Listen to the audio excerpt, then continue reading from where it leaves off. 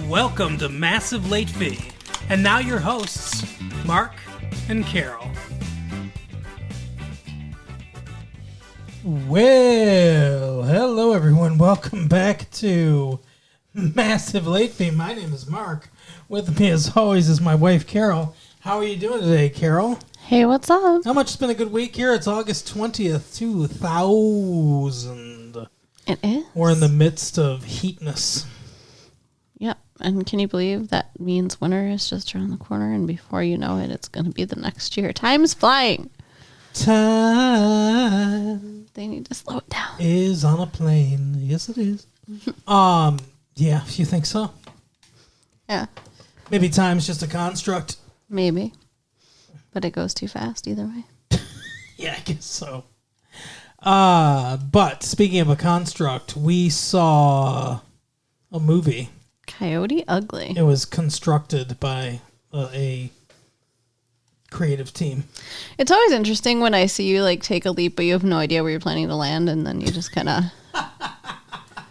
mosey on over there. Right? Yeah. Okay. Apparently my mental gymnastics is a gunfighter in Arizona in 1860.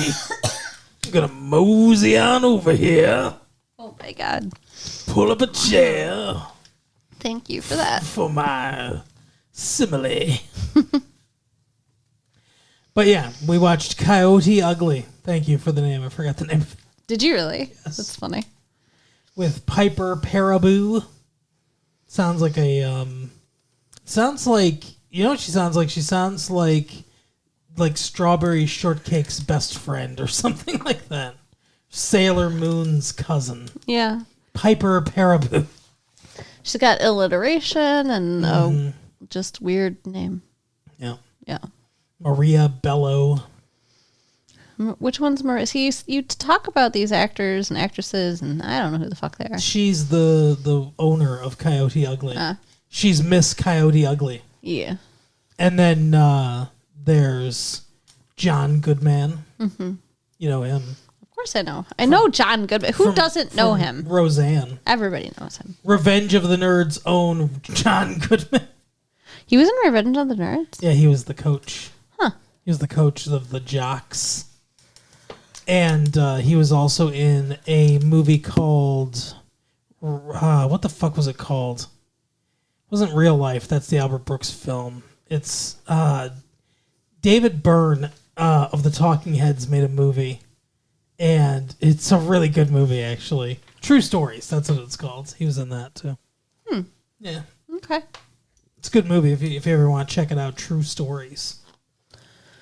So I know Piper Perabo had some friends. Oh, hello, Piglet. She had some friends in this movie that you knew their names. Like... What? What are you talking about? Like I grew up in Jersey with Piper Perabo? I know her friends. What are you talking about? The dark-haired friend that got married. Melanie Lasky? There you go. Yeah, I know her. Yeah, see. That's all. I just want to get that name out of you. I know her personally, actually. Oh, do you? Yeah. How so? We went to high school together. Bullshit. And then there's Tyra Banks is in it for 5 seconds. Yeah, she's that's in kind of cool. two scenes in the movie. Well, she's busy. She's very busy. She's going to law school. Is she? That's what her character is going to law school. Oh. That's the reason she was so excited at Tyra Banks' attorney at law. I thought that would be pretty cool.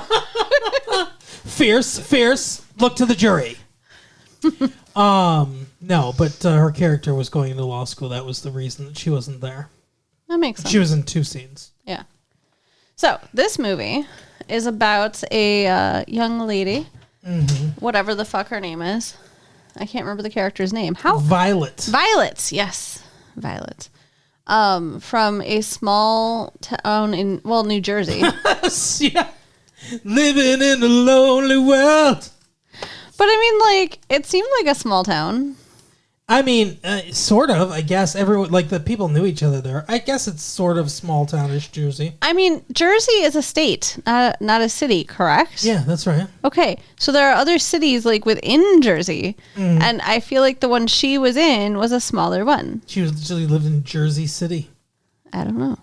She lived close to the border. I'll tell you that much. She wasn't in southern Jersey. Okay. I know she said she was like 40 minutes from the city, so that's, she's like in Hoboken or something like that. And somehow, at some point in this movie, that 40-minute trip was made just to bring her father a sandwich. Yeah. That bothered me. That's dumb. I know.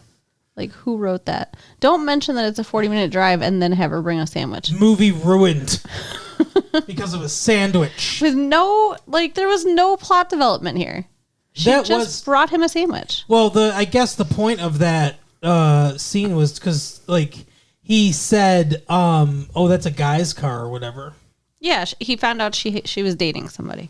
I do agree, though. It's a pointless scene. Yeah. I mean, they had lots of phone conversations. I suppose it's supposed to, illustrate that she's still, taking care of him. Maybe it, illustrates that she still has, 1 foot in the world of Jersey. She's not fully committed to New York, I guess. I don't know. Maybe. I feel like you're giving it a little too much credit for thinking through the story that...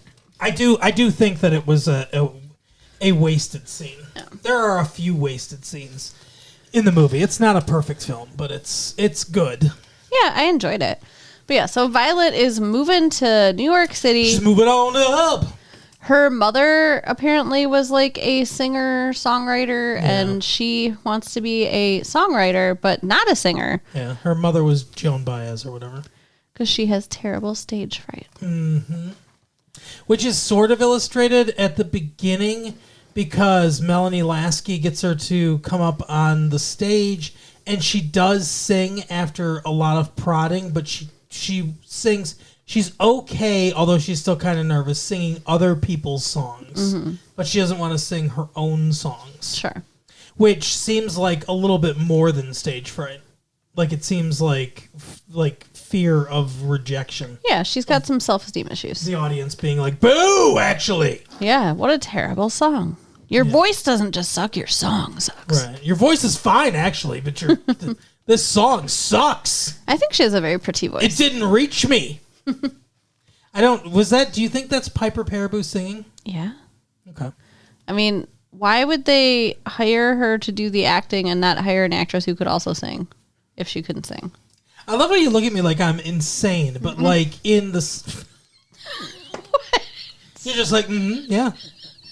But in My Fair Lady, that's not Audrey Hepburn singing that fucking the songs. But that's Audrey Hepburn. I mean, Piper Perabo is not the same. Perabo! The fuck?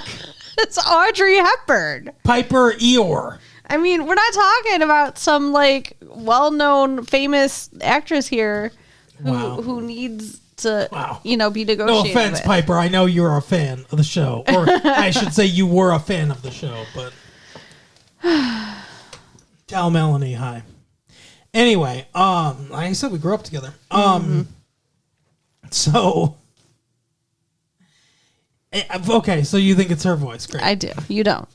I don't know because it is very good, and I don't I don't know if she's a singer or not. I have no idea. Like you said, she's a nobody. I know nothing about her. Yeah, exactly. Anyway, so why don't we tell the people what the movie's about?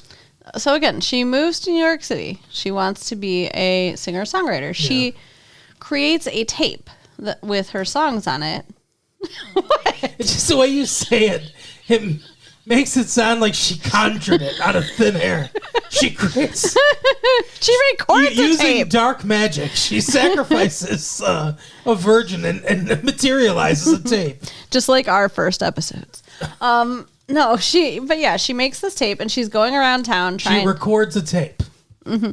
She's going around town conjuring tapes and trying to get people to listen to her music. She has no idea how the music industry in New York works. No. And neither do we, but... No, nobody does. That's the whole point. Yeah. But she's it's just shrouded in mystery. she's just turned away everywhere she goes. Mm-hmm. And she goes to a bar. Yeah. And the bartender. Well, no, she goes to, I think, CAA or something like that. Like, she goes into one of the like one of the agencies or whatever, and she's like, I want to give this tape to Mariah or Whitney so they can sing it. Like, that's how it works or whatever. Yeah, that was the dumbest scene in the whole movie. Like, is she supposed to be like challenged? And this guy's like on the phone fielding thousands of calls, just trying to do his job. Right. This annoying person that doesn't know how the industry works is standing in front of him. And she picks up his connection and like severs it so he can't talk anymore. And he's like, look, fucking genius. No one is going to listen to your unsolicited tape. If you want to get your songs heard, you have to sing them in an open mic like everyone else. Get the fuck away from me. Uh-huh. That does happen. Yeah. I was going to talk about a different scene, but that's okay. Tell me about your scene. Where she meets the guy. She's giving out her tape. Okay. She tries to give it to the bartender, and then she sees her dude. What is his name? I don't remember. Mr. Reynolds or something like that? Oh, O'Connell. Mr. O'Connell. She's Mr. like, O'Connell. Who's that guy? That's not an Australian name, by the way. No. I know, that's stupid too. And the bartender's like, oh, that's Mr. O'Connell. He's the manager. Yeah. He could, you want to give him your tape. He should be called Steve-O or Jonesy. Because I feel like that happens before her encounter with this guy. Mm-hmm. Maybe, and I don't know. She stalks him in an alley. It's kind of bizarre. Yeah. Like, he comes out with a bunch of people at the end of the night, and she's like, hey, Mr. O'Connell, here, I know that you don't want to hear from me, but here's my tape, and blah, blah, blah. Mm-hmm. And he pretends to be the manager. He's not. He works in the kitchen. None of this makes any sense if you think about it for more than 2 seconds. The bartender guy is like, oh, there's fucking Mr. O'Connell or whatever. Mm-hmm. And she's like, oh, is he big in the music industry? And he's like, oh, yeah, he's the musical director for the club. Mm-hmm. It's all bullshit. But I'm saying, like, how did she even know that he was coming out that way? That she'd be able to accost him? I don't know. It's like Bed of Roses all over again. Is it? Yeah. Oh, because of stalking? Yeah. Yeah, I guess. I mean, I don't know.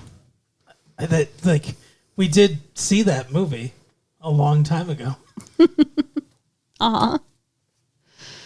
Maybe one day in the future we'll record an episode about it, but yeah. If you guys know Bed of Roses.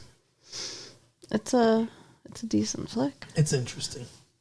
But maybe one day in the future we'll record an episode of it. Anyway, this guy follows her then all the way home because she's like mad because he's not the music director. And because his boss comes out and blows his cover instantly. Yeah. And he's like, you work here. Yeah. What are you doing? You're a cook. He says all the things needed to blow his cover completely. Yeah. And the guy's like, oh, I would have told you, I guess. But yeah, it's kind of fucked up. She's like, you've been staring at my ass for like 14 blocks. Anyway, this starts their romantic thing. Very nice. Good impersonation. It is. Thank you. But yeah, so then she's encouraged to go to open mic nights, like you were saying. Open mic nights. Yes. Yeah. Exactly. Which she tries to do and fails. Yeah. She goes to... I'm pretty sure that happens before the scene you're talking about. Maybe after. I don't know. But she goes to an open mic and she's like, oh, I'm sure that it'll take forever. And the girl's like, actually, I had a cancellation. You can go on in 3 minutes. Yeah. And she looks at her and she's like, you want to throw up? Go to the bathroom's over there. But she can't do it. She's got too much stage fright. And the audience does not help, though. No, the audience is from like... The audience seems like they're from Boston, not New York. They're all like, hey, come on, sing us something, babe, what the fuck? Right. So she runs out. She's like, I'm sorry. And she runs away. And then when she gets home, I think from that night, she discovers that her apartment's been broken into. Yeah. So the emergency money she had hid in the freezer has been stolen. Yeah, that's right. And everything is just thrown about. Like, why are people such assholes when they break in? Hey, I don't know why they're not more polite. You know? I mean, there's no reason to, like, mess the place up, too. You're already stealing stuff. Be nice about it. Speed, I assume. Because they don't know where the money is. I mean, I guess if everyone left like money on a tray, like at the door that said, "Here's all the money in the apartment, take it and don't mess any of my shit up," Right. then maybe robbers would be more polite. But I'm pretty sure they're throwing shit around, like because that's the fastest way to uncover if there's any hidden money anywhere. Looking for shit. It did seem a little malicious what happened in that apartment, but I think that was the prop master doing that. And not necessarily how your house would look after a robbery. But I don't know. I've never lived in a shitty apartment in New York, so. Right. It all seems very cliche that, she gets robbed, of course. Yeah, they're like, well, yeah, that happens. Who said that? I don't know. When she's talking to people later, somebody says it. Pretty sure she never talked. I'm pretty sure she never mentions it to anyone. We never see her call the police, like... Pretty sure she never mentions. God, you're right. She didn't even call the police. No. That would have been a normal small town response to a robbery. Yeah, I don't think she lived in a small town. Okay, fine. She lived in Jersey. I think they had a close-knit friend group of, like, large-haired New Jerseyites in, fucking tight tank tops and shit like that, showing off their arms and everything. Their arms. Yeah. Yeah, so she goes to a little diner. Oh my god. You good? I don't know. Sorry. She goes to that diner that the gang from Jason Goes to Hell goes to when Ken Kersinger gets thrown into the window by Jason. What? I don't remember this. It looks exactly like the diner in not Jason Goes to Hell, sorry, Jason Takes Manhattan. Oh, okay. I got you. When they go to New York. But it's kind of cute. Like she asks how much a piece of pie is, and she's got like this little handful of money, and the guy's like, "We have the best pie, and it's on the house." Like, and that seems like it wouldn't happen in New York. No. I say as a person who's never been there. Maybe they're nicer than you think. Maybe, but this is the beginning of the actual story. It takes that much setup to get us here. Kind of, yeah. Where she meets... What's the story, Carol? She meets the coyotes from Coyote Ugly. That's right. She meets the coyotes. Or she doesn't even meet them. She just hears about them and that there's a job opening. Well, she hears them. And she doesn't even know... Not about them. They're being crazy in the corner. Yeah. Apparently they go there to wind down every morning. Which, like, why do we never see another scene of them there? Why is she never there winding down? Yeah. She's always leaving before the rest of the girls. It's like she never really bonded, like, 100%. No. She had one bonding scene, the trying on the clothes montage scene. Another cliched scene. But it was fun. Yeah. But yeah, so she doesn't even know what they do. She just knows that they're coyotes, whatever that is. And one of them's like, "Oh, we made $300 tonight." And that's all she cares about. She could have been going there to give head, and she had no clue. She has no idea. Wow. Yeah. I guess, though, if that were the case, they would have been called the pigeons, though, right? Oh, my God. The head movement, yeah. Awful. I wouldn't get head from somebody that would name themselves a coyote. That's all I'm saying. Okay. I don't think I'd get head from somebody named Pigeon either, but to each their own. Oh, my God. Anyway, so she's like, Maria Bello's like, fucking come. Is Maria Bello there? The owner? Yeah. Yeah. Okay, so she does say come for a job interview. Yeah, she meets the owner and she tells her to come for an interview, which is kind of crazy because she doesn't seem the type to work there. She doesn't. I wouldn't look at her and be like, yes, let me hire you to dance on a bar. And she's like, so she comes over there and she's like, where are you from, Piedmont, North Dakota? And she's like, no. Oddly specific, but no. And she's like, okay, well, so I'll give you an audition. And she's like, what is the job? She does ask. And she's like, so it's, you're working at a bar or whatever. I think she says working at a bar, doesn't she? I don't remember that. I remember her saying that every guy has a toddler in his pants. Oh, yeah, and that she looks like a kindergarten teacher. That could tame the toddler. Yeah. Or whatever. It was gross. That was a gross It's a weird sentiment. It's a weird metaphor. Yeah. But she goes there, and she gets introduced as Jersey, who is a former kindergarten teacher and recovered nun. Mm-hmm. And they rip her shirt all up. Yeah, that's another cliched thing that happens where she comes in this USA t-shirt. It's like it says USA across it. And she rips it, but it's ripped perfectly. Yeah. With seams and like shit like that. Life doesn't work like that, and I'm tired of them acting like it does. Wow. All right, get on your soapbox. Well, no, you can't. No scissors involved. Turn a shirt into a different kind of shirt. Yeah, it does not happen. And I've seen it too many times, and I'm done with it now. She's fucking fed up. But yeah, so she becomes a coyote. And she doesn't do a great job in her audition at all. No. The only reason that she gets a second try is because she breaks up a fight. She tames the toddlers. Right.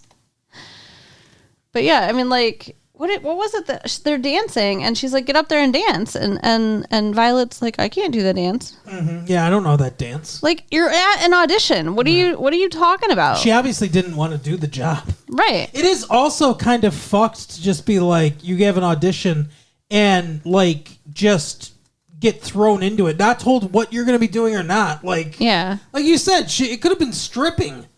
Yeah. And she would have been like, well, I can't strip. I mean, it's just on the edge of stripping. Yeah. I mean, they don't take off their clothes, not at least nothing too important, but no. They definitely are all about showing off the goods. Yeah, it's sexualizing themselves to get guys to buy drinks for them. Yeah. And that's the other thing. She can't turn down drinks. Like, that's a rule. That's fucked up, too. And I guess it's because the guys are paying for them, and that's why they don't want them. That's the whole reason. It's sales. Yeah. But yeah, so she's like, but I don't drink. And they're like, oh, now you do. But everyone has a spittoon, so she can just spit it into a beer bottle. Yeah, that's how it works. Like, I don't think I could take a shot and then spit it into a beer bottle in a way that no one would notice. I'm not that talented.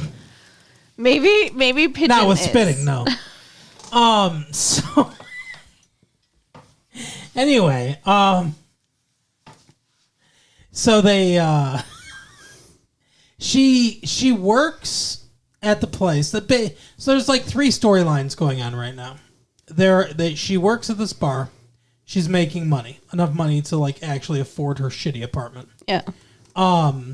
There's the romance plot. She's getting closer with O'Connell, whatever the fuck his name is. Because she goes to get her tape back. Yeah. And she tells him, because he wants to see her again, she's like, if you want to see me, you'll find me. Mm-hmm. I'm a coyote. Yeah. But won't tell him what that means. Yeah. So he has to find her at work, which is dumb. Oddly, he goes down to Mexico and right? finds a person that's smuggling people across the border. But like one of the rules, and there were not very many rules, was don't bring your boyfriends here. Mm-hmm. And yet she sent the guy who's romantically interested in her to her work. Yeah, that was kind of stupid. It comes back to bite her later. Yeah, foreshadowing. So there's that. But yeah, they end up starting to date from that. Because he's like, I'll give you your tape back, but I want 4 dates. She's like, I don't know, at some point they're like, that's the second longest relationship I've ever had. Yeah. So that storyline's going on, and then the storyline of her writing music and trying to get it out there without singing it. Yeah, and she gets a Mac something that like Some computer, to burn yeah. the CDs, which is kind of cool. A Macintosh computer. Yeah.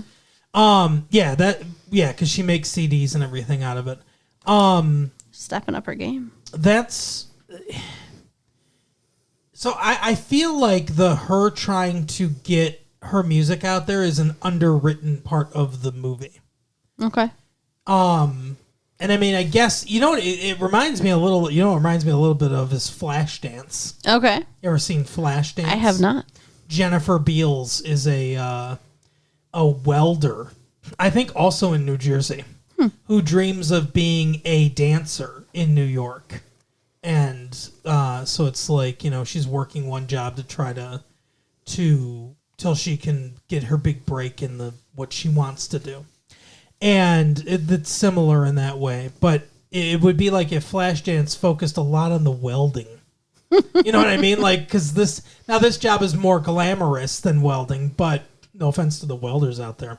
But this movie focuses a lot on her being a coyote, but the relationship. The movie is called Coyote Ugly, so.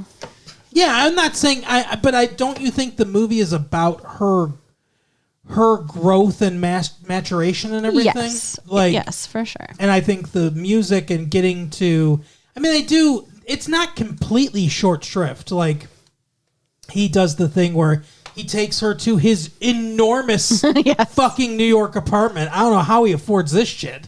I know he says he works like 4 jobs or whatever, but still. And he has these life-size paper cutouts of, like, every celebrity ever just around the room. Those aren't cheap either. Yeah. There's Bill Clinton, Jenna Elfman. I want to know what he's doing with those fucking things. Setting them up as an audience. Come on. But an audience for what? Well, we know what they see. But anyway, so, there's that scene where he's trying to get her to, like, get over her stage fright and everything. And instead, she's like, let me distract you with some sex. Right. But it doesn't focus a lot on it, is what I mean. Like, yeah, well, it all overlaps, though, because it's kind of focusing on that when we find out sells his comic book that's worth like $1,000 to get her stage time at a club. Yeah. And she blows it off for working at Coyote Ugly. Yeah. Blows him off. Yeah, and not in the good way. Right. Do you want to tell the people what Coyote Ugly is? Because somebody asks. Oh. I don't remember. Oh, wow. So, somebody asks Maria Bello what Coyote Ugly is. Oh, wait, no. I remember. It's when you wake up after a night of drinking and a one-night stand and you look over at the person next to you and they're so ugly you want to chew your arm off like a coyote to get away from them. Yeah. Yeah. And then they're like, why would you want to name your bar after that? I don't remember what her answer to that was. Yeah. But, I don't know. She said she was the original coyote. Well, I can see it. She's hot. I guess, yeah. I wonder if it was just her by herself. Like dancing in a bar. Doing it all. That would be pretty crazy. But, yeah, she says that she's actually from Piedmont, North Dakota. And that, that bar is basically her dream. And that's, probably why she gave Violet a chance, because she, like, overly identified with her. Yeah. But then she, the big problem comes when the Village Voice or whatever is taking pictures at the bar for some reason. That's not the big problem. That happens. Her dad's upset about it. The big problem is the night when she blows him off and her boyfriend shows up. Okay. I'm just saying, like, that storyline was going somewhere. All right, so go ahead. So he shows up at the fucking bar and she's dancing with a guy and he's putting his hands all over her. And she's like, Tony, come on now. What, you can't do, you got to get down. And he attacks the guy. Yeah. Like an asshole. And they break the jukebox. Yeah. And then the huge fight starts and then she gets fired. Yes. And that's awful and sad. That is bad. And that leads to the dissolution of their relationship. Yeah. But you can tell about the other thing. No, it's all right. Oh, I want to hear it. Just they take pictures and the dad's upset about it, like you said. He works a toll booth and he said that the guys are posting the picture up in their booths. Which is weird because it's like they knew her already and like that picture is not revealing in any way. The picture that they show that's in the paper, it's just her like with a microphone, like kind of going like fist up in the air with the microphone in her hand. Yeah. And like it's in black and white and pixelated. It's not provocative in any way. Yeah, I guess that's true. And then when her dad goes to see her, and she's on the bar, and they're just dumping water all over her. That's a little disturbing. Yeah, that reminded me of that movie. I don't remember what the fuck the name of the movie is, but George C. Scott plays a dad that his daughter runs away. His like teenage daughter or whatever runs away from home, and goes to Los Angeles, and he's like tracking her down and everything, like trying to find her.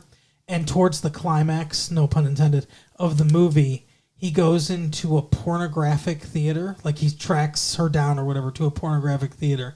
And he's there like alone, basically sitting in the back of the theater. There might be a couple other people, but the famous shot of him is like just him sitting alone with a bunch of empty seats. And we don't see what's happening on the screen, but it's obviously a pornographic movie. And it's obviously his daughter in the movie. And he's just like, no, and like, he's like, it's a great acting scene where he's like, George C. Scott was a fantastic actor, but he's just like breaking down and like, just like fucking distraught and like, turn it off, like, Aww. yeah, it's terrible, but that's what it reminded me of, less like less severe, but that it reminded me a little bit of that. Yeah, I mean, she was fully clothed, but, still arching her back while getting drenched in water and stuff. Yeah, it's definitely sexualizing, and seeing your daughter in that situation can't be fun. I cannot imagine that would be. Nope. So he leaves. Yeah. And she's like, Dad, no! And so she's, like, begging his forgiveness, and he won't talk to her. And it's just dancing. It's not as bad as it looks. Mm-hmm. Yeah. And, her friend gets married. Yeah, Melanie Lasky. So she goes back to Jersey for the wedding, and like Dad's there, and he's not wearing any socks because he won't talk to her or let her do his laundry, so he has no clean socks to wear.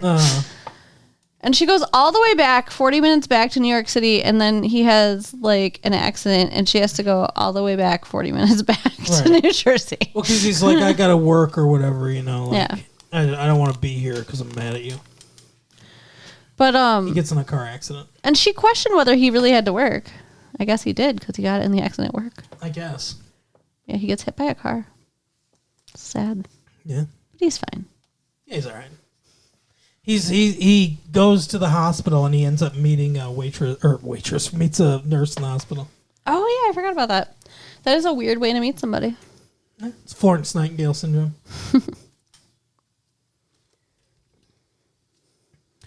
Okay, so then she finally, what happens? She keeps sending her tape around to places, and most of them get returned. But somebody calls her and says, "Hey, we listened to your tape at this club. We want you to be in our showcase. And fucking do it." And after she got get over your stage fright. And after she'd gotten fired, she got a different job. Yeah, she worked at some like chill bar. Yeah, and where she's the only person there, and Maria Bello comes in and they have a heart to heart. Yeah, but Maria Bello and all the rest of the Coyotes actually are going to go see her perform because they all love her, and they close the club to do that. That's huge for a owner to close their club for a night. Yeah, but she struggles to perform. Her dad and her friend are there too, but she does it. Yeah, because the boyfriend character turns on all the lights, Mr. O'Donnell. And that gets her to sing the new Leanne Rimes song.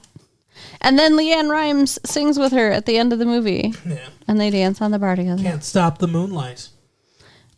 Now, listen, this sounds awful. I think hearing us talking about this doesn't sound like a good movie. Yeah, but it was a good. I thought you meant listening to our show doesn't sound awful. Well, but I mean, like, it really wasn't a bad movie. Watching it was fun. I enjoyed it. What did you think? It's one of those movies where if you, kind of as illustrated by our show, I guess, it's one of those movies where if you break down the plot in your head, beat by beat, it's not great. Like, I can imagine, I don't remember who wrote this, but I can imagine the writer of this getting to the end of the script and being like, it's fine, or whatever, like, but not being super happy with it because just all the elements as written, I guess it's kind of an underwritten script. Yeah. There's not a lot there really that's on the page. But when you translate the ideas that are on the page to actual acting shit out, and stuff, and you put in the performances and the music and the dancing and all that stuff, it's much more entertaining. So I can't imagine it would be like a super entertaining script to read. For sure. But it's an enjoyable movie to watch. Yeah, I think the acting is decent, and it's definitely fun to watch because like there's beautiful people, there's great music, the dancing, all of it's nice. There's a lot of visual. Yeah. Like it's almost like I would almost equate it to reading like Die Hard or like some kind of action movie script, like The Predator. Like reading The Predator is probably kind of boring because there's not really a lot there. Like, sure. But it's all visual. It's the same kind of thing, just in a different way. But it was a very enjoyable movie. I would suggest you go out and watch it. Yeah. It's one of those rare movies. It's hard in a movie where the person wants to be like a movie writer or a television writer or a songwriter or something like that, because it's like when you show that in the movie, whatever they're working on, the creative thing they're working on, when you show it in the movie, if it's really good, then that would, you just make that movie. You know what I mean? Like if somebody's trying to make a movie and like they're trying to be an actor or director or writer or whatever, and they show the movie, if the movie's not like kind of bad, if it's really good, then it's like, well, you should have just made that movie. Like, so that it's hard because if you have an idea that's really, really good, then you don't waste it as the throwaway idea in your movie. You know what I mean?